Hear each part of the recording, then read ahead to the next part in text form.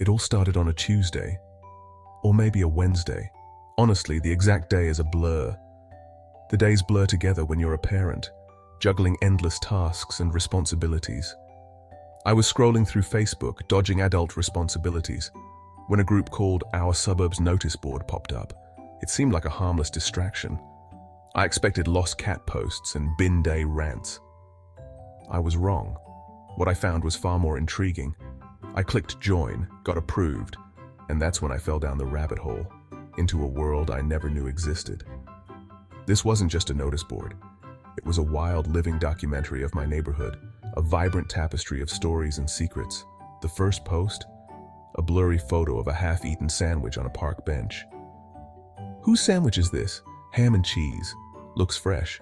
I've put it in a Ziploc bag in case the owner returns. It was oddly captivating. The comments were chaos, concern for the sandwich owner, debates about bread, and even discussions on sandwich etiquette. Someone even offered a DNA test on the bite mark, turning a simple post into a comedic saga. That's when I knew. This group was special. Mundane became magnificent, and every post was a potential story. Every tiny detail of suburban life was scrutinized like a detective novel, with each member playing the role of an amateur sleuth. I lost hours scrolling, tiny mysteries, hilarious observations, and unexpected kindness everywhere. It was a delightful escape. Who left painted rocks on doorsteps? Each rock was a small, colorful mystery. Why did the ice cream van play its tune in reverse on Thursdays? It was a question that sparked endless theories. Was the 2 a.m. banging a ghost, a water heater, or a secret society of tap-dancing badgers? The possibilities were endless and amusing. Every post was a new adventure, a chance to explore the hidden layers of my community. I'd lived here for years, but this group revealed a secret world hiding in plain sight, a world I had never truly seen before. Suddenly, my own neighborhood felt like a treasure map. I was hooked, eager to uncover more. It was better than reality TV, more engaging and unpredictable.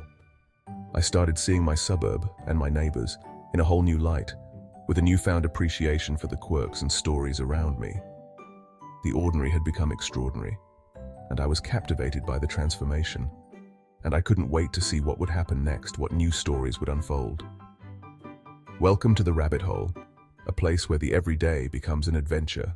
Before we go further, a quick note. Everything I share is real, but names and details are changed to protect privacy. No real names, no addresses, no shaming anyone's parking. Think of this as peeking through a keyhole, not barging in. These groups work because people trust each other, so let's keep it that way. Always think before you post online, protect your info, and respect others' privacy. The internet is huge. A little caution goes a long way. If you like these stories, hit subscribe. I'm always finding new internet rabbit holes to explore. There's a whole world of quirky online communities out there. Stick around, and let's see what we discover next. Now, back to the Goldmine. What makes a Facebook group a goldmine? It's the collective knowledge. Need a plumber at 10 p.m.? 10 recommendations in 5 minutes. Best local coffee? Prepare for a passionate debate. It's crowdsourcing on a micro level, a hive mind of local tips and secrets. Trends pop up in real time. One week it's sourdough, the next it's roller skating. You get a front row seat to the suburbs' shifting interests. But the real treasure? The stories. The retired man fixing bikes for kids. The mum organizing meal trains. The epic rants about rogue magpies. These aren't just posts. They're the threads that weave a community together. It's raw, unfiltered, and often hilarious. You see the best and weirdest of your neighborhood. It's more than information, it's connection, and it's all happening right outside your door. That's the real gold. Here's a classic neighborhood mystery. Brenda's son's birthday cake vanished without a trace just hours before the party. The delivery app confidently said delivered, but there was no cake in sight. Brenda was left staring at an empty doorstep, wondering what went wrong. Desperate, she posted a plea for help in the local Facebook group. Within minutes, the group sprang into action, eager to solve the mystery. Someone quickly reported seeing a delivery van cruising down Maple Avenue around the time the cake was supposed to arrive. Another neighbor chimed in, saying the driver looked lost and was circling the block, clearly confused about where to go. Then Sharon posted her doorbell camera footage. There was the van, parked at her house, even though she hadn't ordered a cake. Turns out the driver had the right street, but the wrong house number. A classic delivery mix-up that happens more often than you'd think. Sharon quickly pointed the driver in the right direction, and another group member volunteered to wait outside Brenda's house to guide him in. Just 15 minutes later, Brenda posted a triumphant photo. The cake was safe and sound, and the birthday party was back on track. The group cheered together online. But this story wasn't just about a missing cake. It was about the power of teamwork and neighbors looking out for each other. The group became neighborhood detectives, piecing together clues and solving little mysteries, one post at a time. This is what makes these online groups so powerful. They turn strangers into a support network. It's not just talk, it's real action, with people stepping up to help whenever someone needs it. Real people helping each other, in real time, making a difference in their own backyard. Even the smallest crisis can become a community event, bringing everyone together for a common cause. And in moments like these, everyone gets to play the hero, no matter how small the act. That's the real magic of the group, turning ordinary neighbors into a team. With just one post, suddenly, everyone's invested.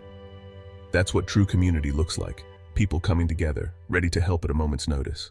Not all mysteries are simple. Some are baked right into the heart of a community, rising quietly until someone finally takes a closer look. Enter the Great Neighborhood Bake-Off Conspiracy, a tale that would soon have everyone talking, laughing, and scratching their heads. David, always proud of his famous lemon drizzle cake, entered the community fair year after year. Yet he always lost to the mysterious Agnes M., a name whispered with awe, but never seen in person. One day, David posted online, "Has anyone ever met Agnes M., or even tasted her cake?" Instantly, the group chat exploded with curiosity and wild speculation. No one had ever actually seen Agnes. Not at the fair, not at the meetings, nowhere. There were no photos, just her name year after year topping the winner lists like a legend.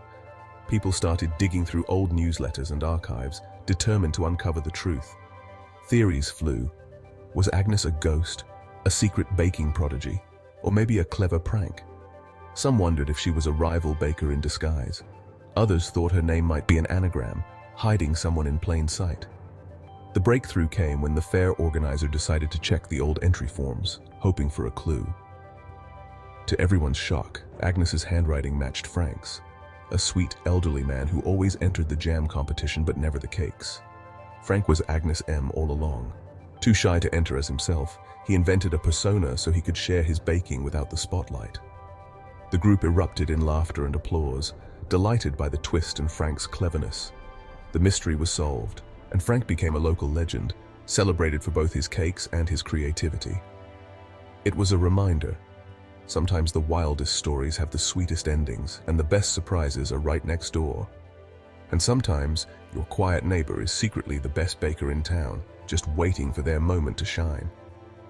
The group didn't just solve a mystery, they found a new hero and a new reason to come together.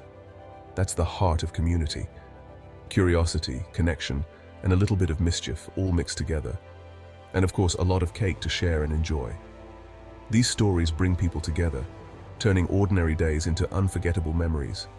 They turn strangers into friends and neighbors into family. And they make the ordinary truly unforgettable, one slice at a time, all thanks to a simple Facebook group. Who knew a little curiosity could lead to so much joy? The group didn't just solve mysteries, it decoded suburbia's secret language. One new resident asked, "Why do people move their garden gnomes so much?" Suddenly, everyone was sharing the hidden meanings. A gnome facing your house meant hello. A circle of gnomes meant party this weekend. Gnomes by the mailbox? Please watch my house while I'm away. What seemed like random decoration was actually a silent conversation. I started noticing gnome messages everywhere. It was a magical, whimsical code, one I'd never have known without the group. Sometimes all it takes is one silly question to unlock a neighborhood's secrets. Every community has rules, some written, some unwritten. The group's official rules were simple. Be kind, keep it local, no business ads. But the real magic was in the unspoken code. Don't tattle over petty things. Assume good intentions, keep disagreements online, never escalate in real life. This created trust and kept things civil. People felt safe asking for help, knowing they wouldn't be judged. Arguments fizzled out before they could start. The group was a safe space for opinions, debates, and even the occasional rant about pizza. At the end of the day, you still had to live next to these people. That's what kept the group special. It's easy to dismiss online groups as time wasters, but there's so much more. They're the new village square, a place to connect, share, and help. In 1 hour, I saw a lost dog found, a mechanic recommended, and a park cleanup organized. These aren't small things, they're real acts of kindness. The group fought isolation, welcomed newcomers, and gave everyone a sense of belonging. Elderly members found connection, new residents found friends. It was a digital support network with real-world impact. The group's power was its humanity. It reminded us that most people are good and want to help. In a world that can feel divided, this group was a beacon of positivity. Technology can bring us together, if we use it right. That's the real power of community. I joined the group out of boredom, but it changed how I see my neighborhood. I found stories, solved mysteries, and discovered a hidden world just outside my door. These groups are living archives of kindness, connection, and local lore. Community isn't just a place, it's something you build, one post at a time. Be curious. Explore your own digital neighborhood. You might find gold. And if you enjoyed this, hit subscribe. I'm always searching for the next great story. Let's see what other secrets the internet has to offer. Our next adventure is just a click away. Thanks for watching and stay safe out there. You've got this. See you next time. Cyber Defense.